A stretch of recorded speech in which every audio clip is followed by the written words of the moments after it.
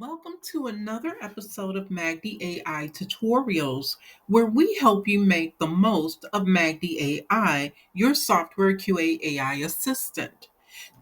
In this video, we're going to cover generating manual tests using specifications. So we're going to go back into MagdiTestGen. All right, let's begin by clicking the MagdiTestGen button so that we can begin creating our manual test. So to the left, you will see an upload button. You just simply click it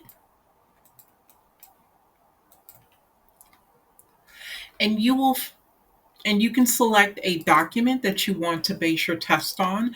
As a reminder, we do have these example documents in our GitHub project. That way, when you're trying out the test yourself, you can kind of play around using these documents. So I have a simple specification, and I'm just going to simply tell it to create test. Surprisingly, there are a lot of companies that still rely on manual testing. I've been doing automation for more than 20 years, and I'm kind of surprised that it's not more widespread. In the industry.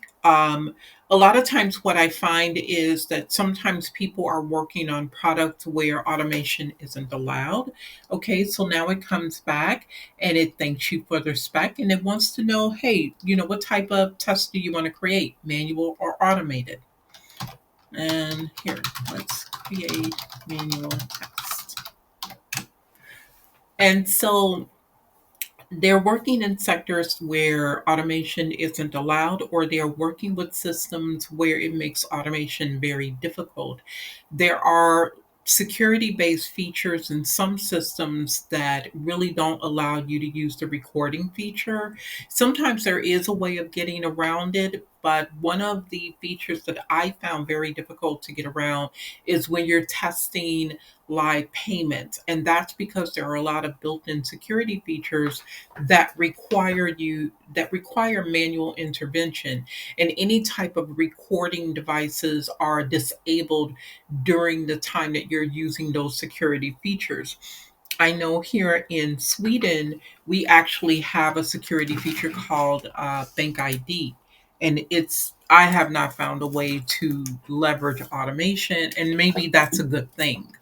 So here it kind of asks you for some additional information. For example, it wants to know what type of output style you want to use. So you can kind of simply say gherkin.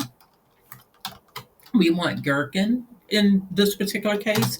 It asks you what type of document format you want. So in this particular case, we're going to say JSON, and it asks you for any optional scope. So do you want to cover the core features, or do you want some optional enhancements? And I'm going to say optional enhancements. So really, you can keep it very, very simple when you're kind of responding to Magdi AI, which I kind of really appreciate, because if we had to give exhaustive instructions, then we can kind of create the test ourselves. So here we can keep the instructions very, very simple, answering the questions in order to get the test in the format that we desire. So as I was saying, we have a lot of people who still do manual testing for that reason. If you worked in gaming, gaming can be very difficult to automate because it's very difficult to capture the test in the format that you want. So it's asking for confirmation. It says, here are the confirmed preferences before I generate the preview. Do you have any environment details? So it's asking you if you have any additional information.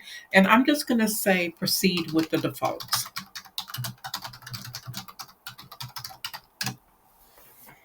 And let it use its best guess. But in places where you can use automation, One of the best practices I've seen is sort of like an automated test driven approach, where when we develop tests, we develop the tests as manual tests. They're recorded in a test management system, but they're structured in a way that's readable by automation. And so, what's really cool about that particular format is that we have an opportunity to allow the manual testers to execute the test, make sure that the tests are executable in the manner that we wish. It's yielding the proper results, whether it's actually finding errors or it meets the expected results. And then going forward after the initial manual test cycle, those tests are then kind of sucked in by the automated framework and executed as part of the regression test suite. And so, if you're using a test management system, of course, you can see each cycle of testing, whether it's been executed manually or automatically, and you can see if the test results are improving or not. So, that's one of the benefits of generating that style, and Magdi AI can assist with that.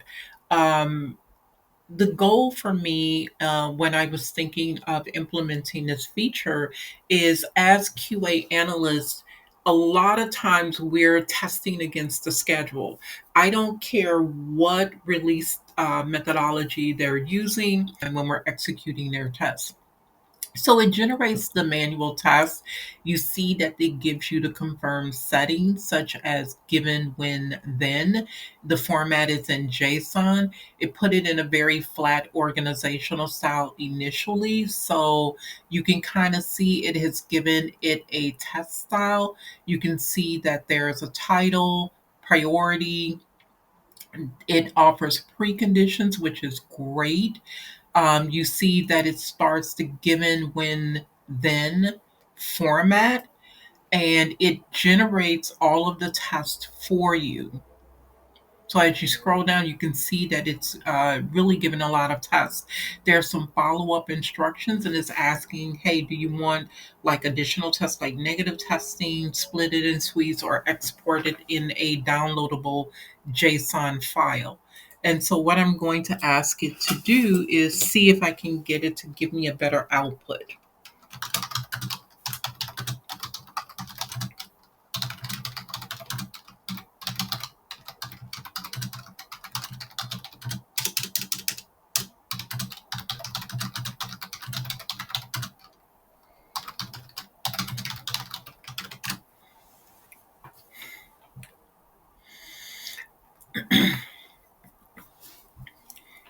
You know, so as I was mentioning, um, one of the ideas that I had is because we're so kind of, we're crunched for time, it anything that will help us kind of optimize the way we develop our test or the way we execute, we should take advantage of. And so the idea with Magdi AI being able to help you generate tests is to cut down on the amount of time you spend developing tests. So you could see that it developed a good number of tests. I think it's approximately give or take 30. And if you look at it from if you had to develop these manually, it may take you, depending on your level of expertise, it could probably take you a few hours down to a couple of days for you to develop the task, review the task, and maybe have somebody do a peer review of the task. And mind you, we're trying to kind of juggle doing this particular task with other interruptions that may come into play. And with Magdi AI, you can see that we can generate tests very quickly in a very short amount of time. And all that's left is to peer review the tests that are generated. Again, as I mentioned also, that it's really, really great because Magdi AI also probably thinks of test scenarios that we might not have thought of. And in this day and age, there's so many scenarios we can think of outside of just basic functionality of a feature. We have other things to think about, such as performance, security, testing in different test configurations.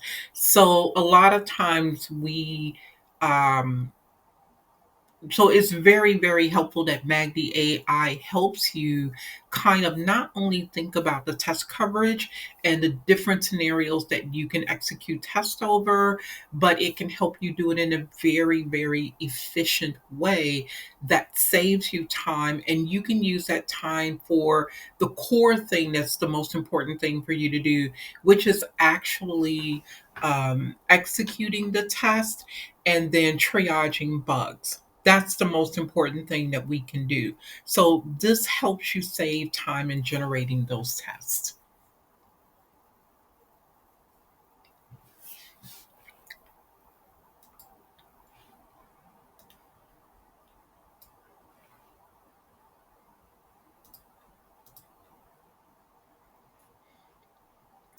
So now we see that we've got Magdi AI to give us a nicer presentation. We can scroll up, we can read it. It's easier to read.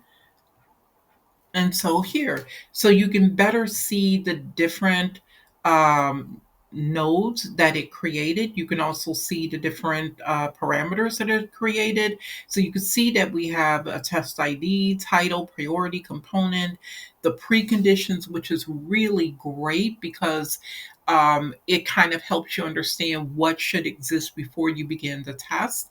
Here's your Gherkin style. So here's the test that is actually given you. Here's the data. And in this particular case, it doesn't have any data, what it expects, and then it goes on to the next test. So let's see how many tests it generated.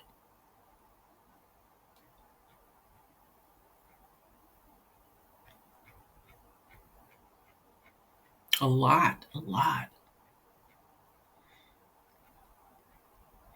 So you can see that it created overall 32 tests, which is really great because then it kind of tells us that it probably gave us test cases that we ourselves haven't we didn't consider.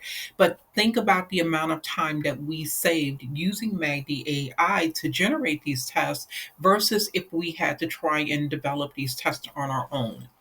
So that concludes this video. All we have to do is click back. Make sure that you check your usage information line to see how many tokens you have remaining for the day.